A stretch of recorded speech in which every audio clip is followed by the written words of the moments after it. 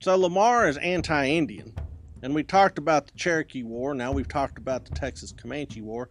Let's go back in time just a little bit and talk about exactly what happens to all those East Texas Indians. See, there's a number of Indian tribes that have immigrated into Texas, just like Americans had. These are Cherokees, these are Kickapoos, these are Shawnee, these are Delaware. What do all these tribes have in common? Well, they're all tribes that are from east of the Mississippi River. I mean, for heaven's sakes, the Kickapoo are from Michigan.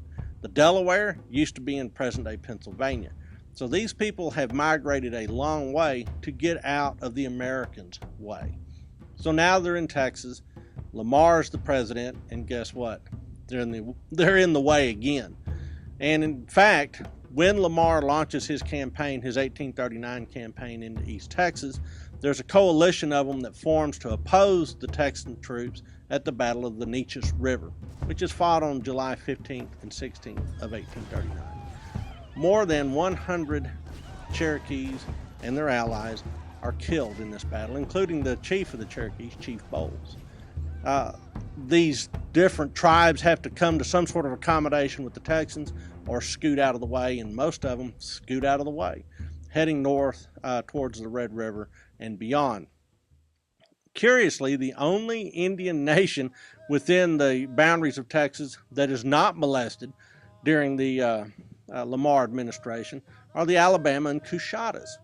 The Alabama-Coushattas are actually two clans of the Creek Nation, the Muskogee, that had been in Texas since probably 1784 when they were invited in by the Spanish. During the Texas War for Independence, the Alabama and Coushatta had actually supported the Texians in their bid for independence, and that may have bought them sort of a most favored nation status amongst all the indigenous peoples within Texas.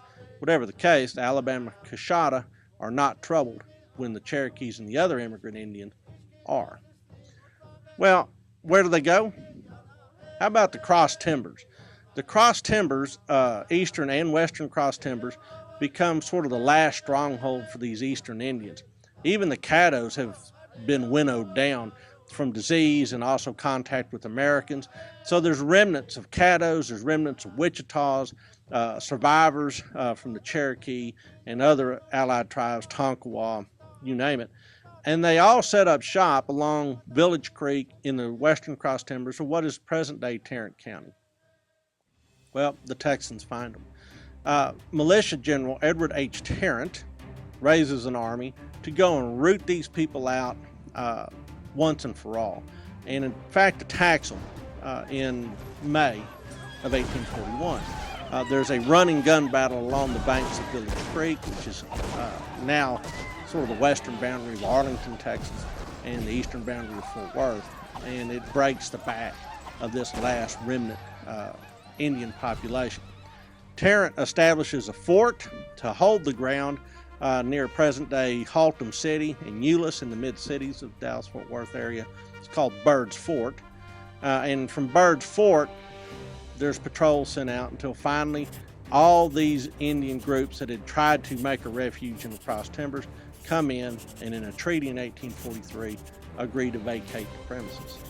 So that takes care of all those Indians.